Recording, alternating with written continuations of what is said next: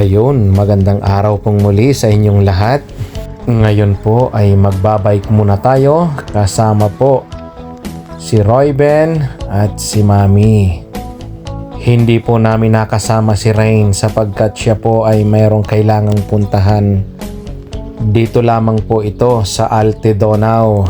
Ayan po, at nasa tagiliran po namin ang tubig. Maganda po ang weather ngayon, kaya naman po nagkayayaan kami na magbike. At kitang kita nyo naman po na talagang napakaganda po at napakainit ng panahon.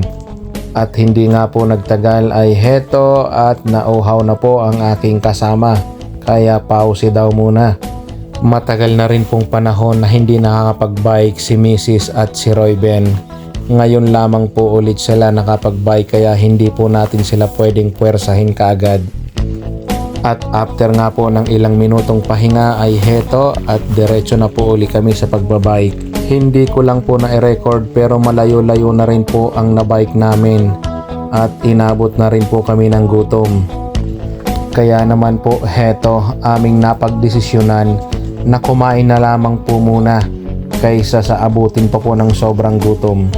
At after nga lamang po ng ilang minuto ay heto at dumating na ang soup ni Royben. At syempre, bago po tayo magsimulang kumain ay atin muna pong ipagpasalamat sa mahal na Panginoon ang mga biyayang natatanggap natin sa araw-araw.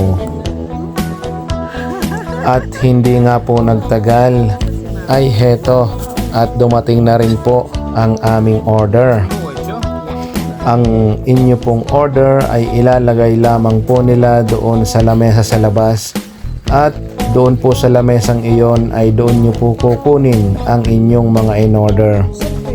Sa totoo lamang po ay naparami rin po yung order namin at hindi rin po namin ito naubos, at isa pa po ay talagang marami din po ang portion nila. At after namin pong kumain ay heto, nagbabike na po muli kaming pabalik at napadaan nga muna po kami dito sa isang lake. Akin pong naaalala noong una kong punta dito ay kitang kita pa po namin ang naglalakihang isda, pero ngayon po ay wala po kaming nakita. At after nga po naming sumilip sa tubig ay heto at nagdire-diretso na po ulit kami ng pagbabike pabalik na po sa aming parkingan. Ang amin pong mga bisikleta ay isinakay namin dito sa auto kasi sobrang layo po nitong biking kung kami po ay magsisimula sa bahay. Ayun, ito lamang po ang aking short video.